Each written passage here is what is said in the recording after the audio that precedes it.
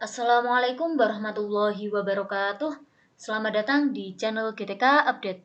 Pada kesempatan kali ini, saya akan membahas tentang cara melakukan sinkronisasi PMM di e-Kinerja. Seperti yang kita ketahui bersama bahwa untuk saat ini pembuatan SKP atau penilaian SKP itu cukup dengan melakukan sinkronisasi PMM yang ada di e-Kinerja. Langsung saja, untuk caranya kita bisa masuk ke e-kinerja kita masing-masing. Kemudian di bagian sebelah menu kiri ini ada menu SKP, kita klik. Kemudian di bagian atas ini ada menu sinkro PMM. Untuk menu sinkro PMM ini telah mengalami pembaruan atau update. Kalau kita klik, di sini ada submenu baru atau tambahan menu baru. Yang pertama ini adalah sinkro data SKP PMM. Ini digunakan untuk penarikan data identitas kita sebagai pegawai dan untuk menarik RHK atau indikator yang telah kita buat dari PMM ke e-kinerja.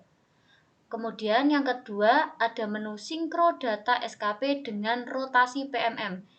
Ini digunakan jika yang pertama kita merasa pernah mengalami rotasi atau pindah instansi. Kedua, pastikan unor pegawai berada di unor terakhir di PMM. Dan yang ketiga, data unor di PMM sudah padan. Kemudian, yang ketiga ada menu sinkro data SKP PLT PMM.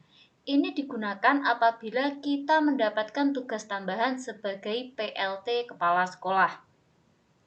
Jadi kalau kita hanya sebagai guru, maka yang perlu kita klik adalah sinkro data SKP PMM. Kita klik. Di sini kemudian akan muncul data identitas pegawai kita. Kemudian di bawahnya ada keterangan berhasil melakukan sinkro dengan data. Kemudian di sini akan ada RHK masuk dan ada RHK indikator masuk. Kemudian di sini tertera angka 0. Apa maksudnya? Kalau di sini tertera angka 0, berarti kita sudah pernah melakukan sinkronisasi sebelumnya dan tidak ada indikator yang berubah dari apa yang telah kita buat. Kalau Bapak Ibu belum pernah melakukan sinkronisasi, pasti di sini untuk RHK masuk dan RHK indikatornya di sini akan muncul angkanya, berapa indikator yang telah kita buat. Jadi kalau di sini datanya nanti 0 itu tidak masalah. Artinya tidak ada perubahan. Kemudian kalau kita sudah melakukan sinkro data SKP, kita bisa masuk ke penilaian. Pada penilaian ini juga ada sinkro penilaian PMM. Kita bisa melakukan sinkro penilaian PMM, kemudian akan mendapati dua menu baru. Menu yang pertama adalah sinkro data penilaian periodik PMM. Kita klik. Sinkro penilaian periodik ini meliputi dari triwulan 1, 2, 3, dan 4. Jadi kalau kita melakukan sinkronisasi penilaian, nanti untuk triwulan 1, 2, 3, dan 4 akan masuk ke e-kinerja kita. Kita coba klik sinkro penilaian PMM. Di sini tidak terdapat penilaian baru dari PMM. Berarti untuk penilaian dari PMM oleh kepala sekolah belum masuk ke kita. Atau kalau kita pernah sinkronisasi sebelumnya, berarti tidak ada perubahan. Kita cek. Ternyata di sini untuk triwulan 1 ini sudah masuk.